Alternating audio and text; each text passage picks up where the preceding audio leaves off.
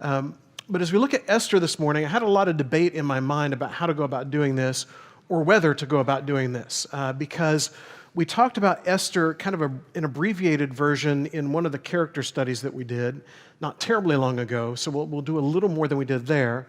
At the same time, I like using the text, but it's hard to break the story of Esther up, and there's 10 chapters of it, and I don't want to read you 10 chapters this morning, so we'll tell a lot of the story.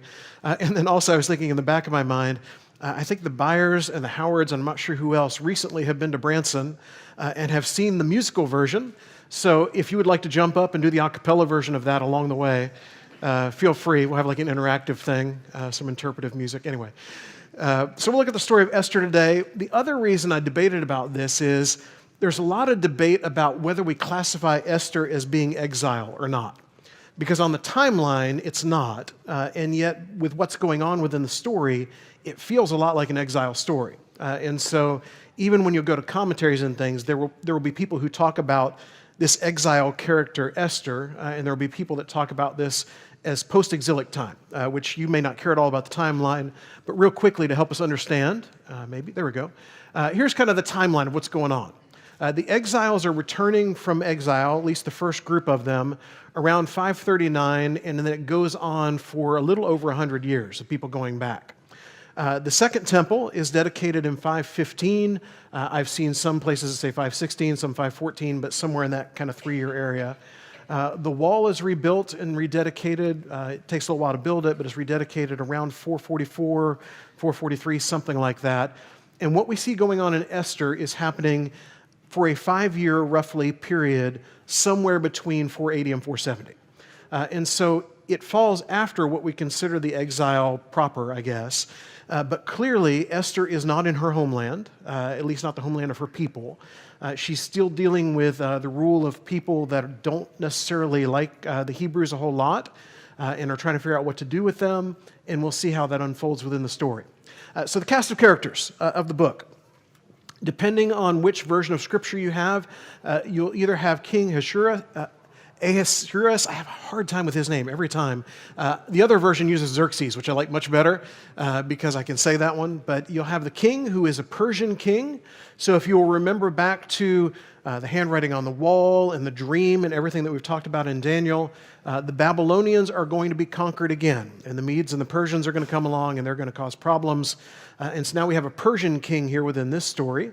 We have Queen Vashti, who we don't hear a lot about other than the fact that she finds an occasion to annoy the king, and because of that, life begins to go poorly for her. And then we have Mordecai, who is this Jewish man who is trying to live out the Jewish godly life within Persian rule, and although that could be a struggle, everything we see about Mordecai is he's finding a way to do that along the way. And so at the times where we feel like, the world around us has just gone awry and it's out of control, people like Mordecai, people like Daniel and Shadrach and Meshach and Abednego that we've looked at recently can remind us that you can live a godly life in an ungodly place. You can live a godly life with a government and everything else that seems to be against you, with society that's pushing in a different way. You can still live the godly life. And she is the uncle of Esther, who we'll meet in a large way within the book, obviously, because it's the book of Esther. He kind of serves the role of raising her, so almost like a dad to her, and the things that he has taught her are clearly going to show up within her life.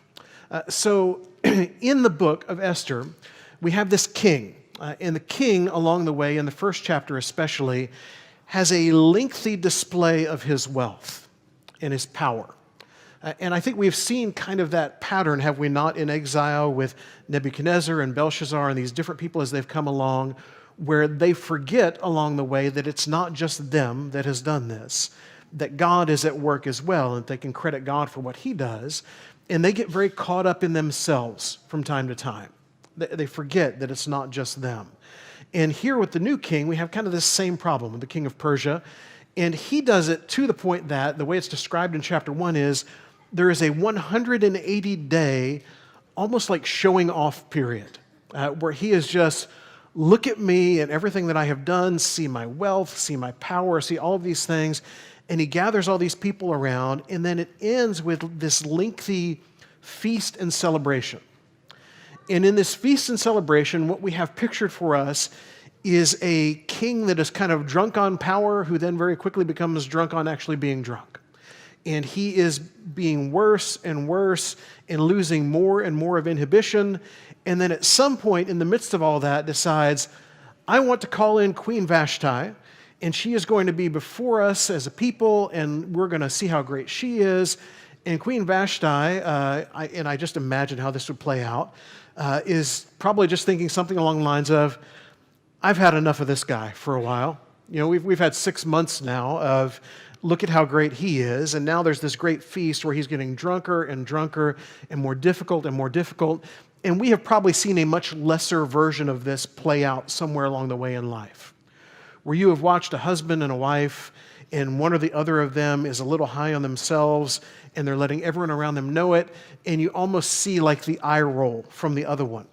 And they've had about enough of it. And so she decides, I'm not going to go in and just be another part of your entertainment and another piece of everybody pointing to you how great you are.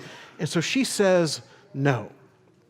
And the king is irritated, but more irritated are all the people who are around the king, and they suggest, you know, you need to make this clear to her that if she doesn't do this, there's going to be consequences, because if our wives see her doing this, then soon they're going to think they can do this too. Now, immediately we realize we're in a very different time and place than we are today, aren't we? We're in an age of Me Too and of equality and all of those things. But if you could plug yourself back into this point, if you're the king and you say to your wife, you be here now for this thing, then she had to be here now for this thing. And clearly there was a piece of that extended into just culture around them, because the other husbands there are concerned, if your wife does this, then the next thing you know, our wives are going to be thinking they can do it, and we can't have any of that. Now, I would like to think that all of that has ended in society, but even with Me Too and equality and all of those things, you probably see little moments of this here and there. You probably see moments of husbands talking to their wives in an unkind way, husbands being demanding of things. And so in the midst of all of this, the king has decided, because the queen is not going to be cooperative, that she's not going to be the queen anymore. And so his solution to all of this is, well, I need to have a queen, and this one's not working out, so I'm going to have to find another queen. So he develops basically a beauty pageant, a contest. And so for a year's time, all of these women of the realm are going to come before him, and they're going to present themselves, and they're going to try to audition basically to be the queen. And so person after person comes through, and they're all fine and dandy, but it's just not quite right until we get to Esther. And when Esther comes in, he realizes there is something different about this woman. And he decides she is the one who's going to be the queen. And so in verses 17 and 18 of chapter 2, Esther becomes queen, which is going to set up everything else that is going to happen within the book. So in Esther chapter 2, in the last part of the chapter, we learn that there is this plot going on against the king. There's a group of people, they don't like the king, they've decided they're going to try to take him out. And Mordecai is somewhere nearby, and he gets wind of this. He understands, I thought she was going to help for a second. He understands that there's this plot, and if you're Mordecai, what do you do in this moment? Because you are in a place where the rulers, the government, they are not of your people, they don't care for your people, they've not always been kind to your people, and then you find out there's a group that wants to take out the king. Is there a part of you as Mordecai that just wants to sit back and kind of watch what happens? It'd be so easy to say, let's just not get involved. Whatever's going to go on here, let's let these crazy people and their government and all of the things that they do, let's just kind of let this unfold. And then once everything is done, we will be here after things have fallen out, and we'll find our place in it then. But instead, Mordecai warns Esther, who then warns the king about this plot that is unfolding, and the plot falls apart. And so we see Mordecai saving the king, but is as often the case, we have short memory. Someone has done something incredibly nice for us, you totally forget it, and then you move on to the next thing. And so the king is saved, but he forgets quickly. And then we are introduced to, in chapter 3, the other major character within the story, Haman. And Haman is just your classic bad guy within the story. Haman has decided, because Haman is so important, and we also learn here, usually in this story where we've had kings have been the ones with issues with pride and wanting people to bow down before them and do everything in their way. We learn that Haman realizes wherever he is at in power, even though he's beneath the king, he's still above all the lowly people. And isn't it interesting that we will look at somebody like Haman and we will get so frustrated with them, and yet we see this kind of thing, it unfolds a lot in our world, doesn't it? I think back, and I think I've mentioned to you before, when I was a college student, we had clubs there at Harding. They were kind of like frats without the alcohol, basically. And we had these clubs that were there, and we would do all these things together, and you had Pledge Week. And we've had all in our society kind of this move against hazing and all of that. And I would guess at Harding at that point in time, we had kind of the mild version of whatever hazing might look at. And now they don't do any of those things anymore. But as you would go through it, you hated it because it was embarrassing and at times demeaning. And you thought to yourself, when I get on the other side of this, I'm going to be different. And then what you would watch most years is when people got to the other side and a year of college behind them, their mindset would change a little bit to, I had to go through this, so you should have to go through this. And so you would find them kind of doing the same things that were done to them onto the next group of people.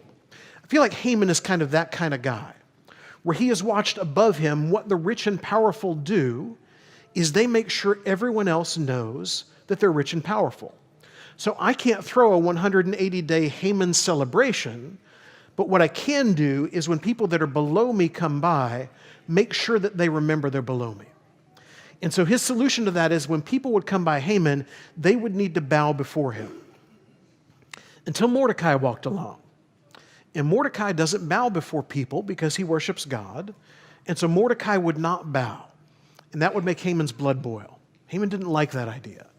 And so the people around Haman, much like the people around the king when it was Vashti, they went to Haman and said, you can't let this stand. We have to find a way to fix this. And so Haman comes up with an idea. Haman decides it's not enough just to make an example of Mordecai. Let's make an example of everyone who is related to him. And so for all of his people, we need to get rid of these people. And so he goes to the king and he says, King, there's this group of people out there that are not like us. Now suddenly it sounds pretty modern, doesn't it? How many times in society, how many times in our own lives have people gotten into some serious trouble because we look at a group of people and say, that group of people, they are not like us. If I came back to you and said, those people in Lawton that I met on Wednesday, they're not like us. They're different. There's something about them. Or whatever groupings you may want to make. And so he goes to the king and says, this group of people, they don't worship the gods that we worship. They don't value you and respect you the way you should be respected. And they won't bow down when they need to bow down, and something needs to be done. And so he convinces the king to make an edict that this entire group of people is going to be eliminated. How do you get there? I think of the number of times throughout history that nations have gotten to that point, where they've looked at another group of people and just said, the world would be better if that group of people was not in it. And I would like to think that it is always ungodly, unchristian kind of people who have that thought, but history would show us something different. There have been times when even the people of God at that time have gotten on board with, our world would just be better without, and you fill in the blank. And so he tells the king to do this, and the king, because he's just listening to this guy that he has put in a position of power, decides, okay, this is what we're going to do. So when Mordecai, in Esther chapter 4 and verse 1, when Mordecai learned all that had been done, he learns about this whole plot that's going on, he tore his clothes, put on sackcloth and ashes, and went out into the midst of the city, and he cried out with a loud and bitter cry. What do you think as you walk by this? Now, here's this guy out there, sackcloth and ashes, just kind of a mess, crying out this loud cry. He went up to the entrance of the king's gate. So he's not off in a corner somewhere doing this where no one will notice. He's right there where he will be seen. For no one was allowed to enter the king's gate clothed in sackcloth. And in every province, wherever the king's command and his decree reached, there was great mourning among the Jews with fasting and weeping and lamenting, and many of them lay in sackcloth and ashes. And so all of the people that hear this is on the way, they are in mourning because they think, well, it's over. It's done for us. And Esther within the palace gets wind of this. And she wants to know what is going on out there. And so Mordecai sends word back to her and says, we could use your help here. And Esther explains how the system works, which is basically you don't come before the king unless the king has indicated that you can come before the king. And so if I were to go before the king, my life is now at risk too. And Mordecai sends back a response that is like this: do not think to yourself that in the king's palace you will escape any more than all the other Jews. How many times have people been in situations where they have felt like, I'm in a place that's protected from all of that. I will be okay, it will be all right. But Mordecai says there's not a place that's protected from this. The way this edict works, once you are found out, it's over for you too. For if you keep silent at this time, verse 14, relief and deliverance will rise for the Jews from another place, but you and your father's house will perish. And who knows whether you have not come to the kingdom for such a time as this. And it's kind of that phrase that has become all of the artwork and the catchphrase of this entire book. Are you here for such a time as this? Is the entire reason that you have come to power not this life that you're leading now where it's wealth and comfort compared to what you used to live? Not the benefits that come with it, but could it be you have brought here for the challenge that has now been set before you? And I think there's a reason why this is the verse everybody picks out of Esther, because this is probably the message that we all need to hear and maybe connect with. Could it be that whatever the difficulty is that has come our way, that is the thing that God has called us to, that is the reason we are here, and what we do within that says a lot about who God has made us to be. And so Esther has a choice. You can either be a part of fixing this, or you can watch as just this devastation happens in front of you. What are you going to do? Were you brought here to live in comfort? Were you brought here for something else? So Esther told them to reply to Mordecai, go gather all the Jews to be found in Susa and hold a fast on my behalf. Do not eat or drink for 3 days, night or day. I and my young women will also fast as you do. Then I will go to the king, though it is against the law, and if I perish, I perish. Almost echoes of Shadrach, Meshach, and Abednego, isn't it? Our God can save us, but if we die, we die. And that'll be what it is. Mordecai then went away and did everything as Esther had ordered him. Isn't it interesting here that Esther remembers who she is? And I don't know that she's necessarily forgotten who she is, but the world in which she now lives is a very different kind of world. But when things get difficult, what does she do? Fasting. And by the way, food, fasting. I know we use that term for all kinds of things now. If I'm going to fast from this or fast from that. For her, it is food. That is what they would fast from. And it's going to be this refocusing, realizing that God is in control, everything that comes with that. And throughout Scripture, we see God's people do that when things get difficult, don't we? We look at Jesus when he is going to be tempted in the wilderness. What does he do before that? He fasts. And then what does he rely on once he is in the midst of that? Scripture. He comes back to the things that have brought him to that point. And so for Esther, this is who she is. And so she says, let's fast about this, and then I will go, and whatever happens will happen. So Esther's plan is this. She's going to throw a big banquet.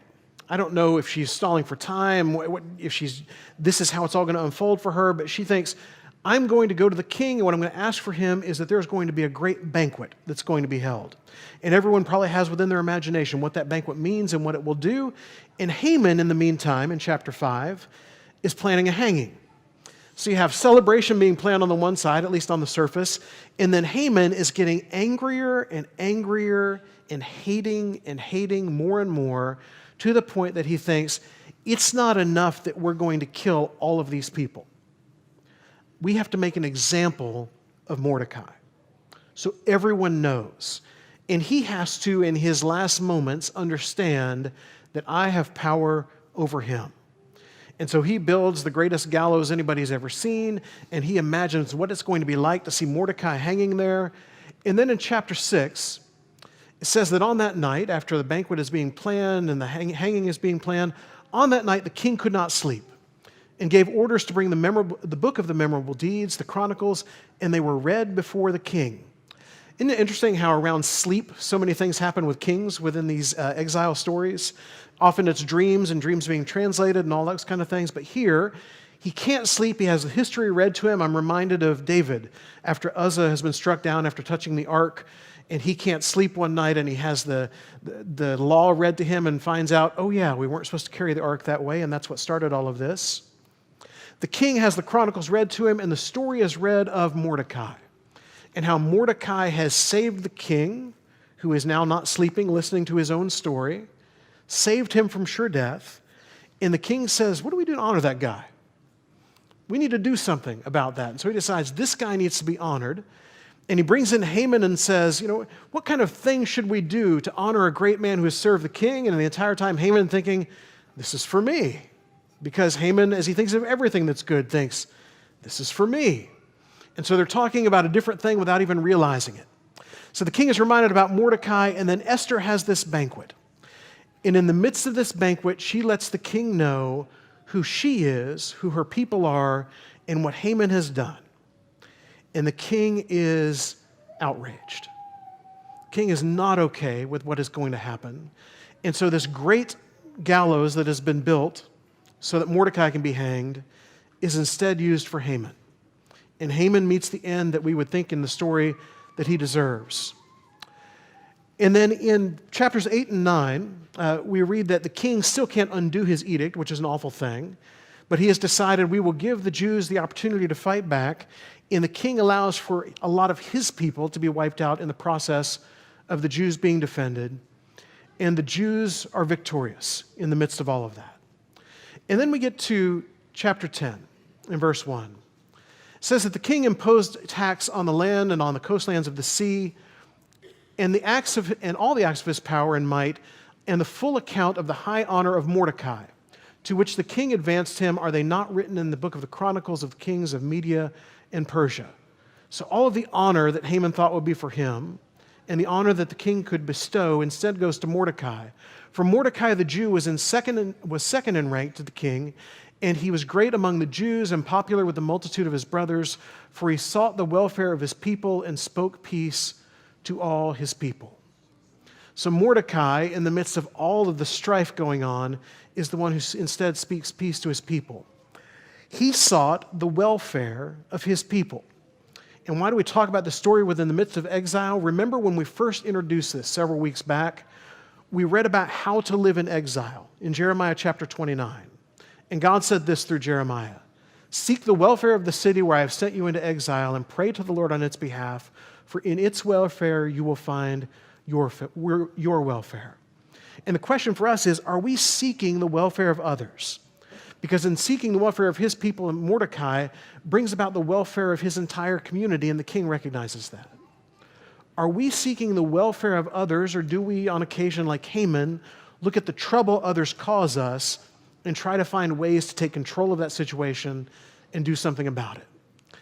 So the interesting thing about the book of Esther is that God's name is nowhere in the book, but God is everywhere in the story.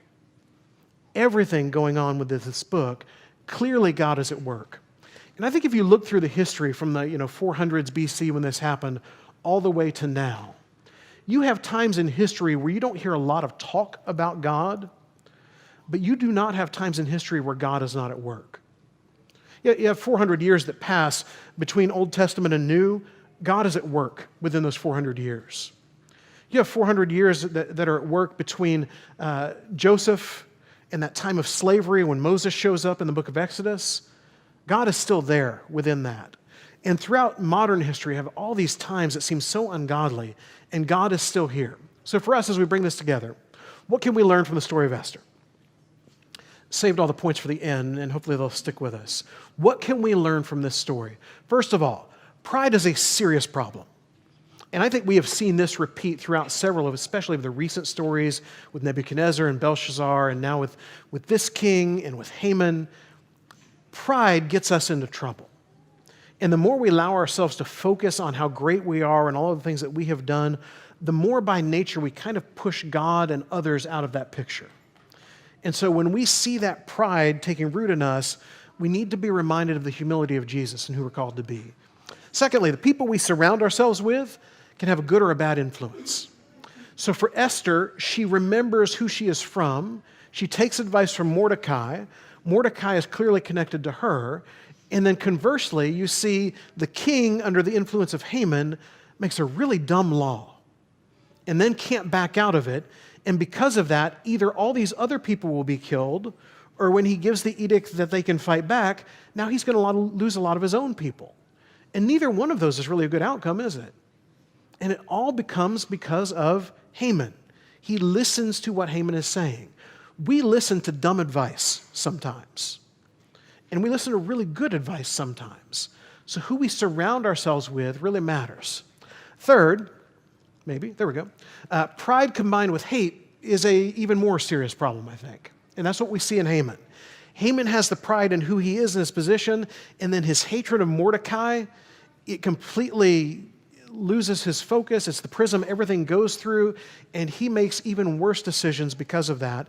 And in trying to plan someone else's downfall, he ends up planning his own. Doesn't even realize he's doing it. And then fourth, it is essential for us to stay connected within exile. The reason they're able to survive all of this is they recognize they are the people of God, and that connection needs to stay. When we feel alone within the culture in which we live that seems more ungodly all the time, it is essential for us to stay connected as the people of God. It's why being here on Sunday is important, and we kind of have this moment to reconnect, but I think we're supposed to stay connected all the time.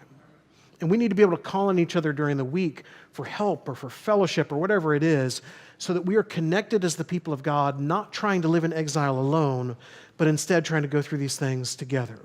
And then lastly, God is working in our world and in our lives. Even when he is not named, even when we don't notice it or don't realize it, God is working within our world and within our lives. And for us, our hope is that we just see it more often and that we're conscious of it more frequently.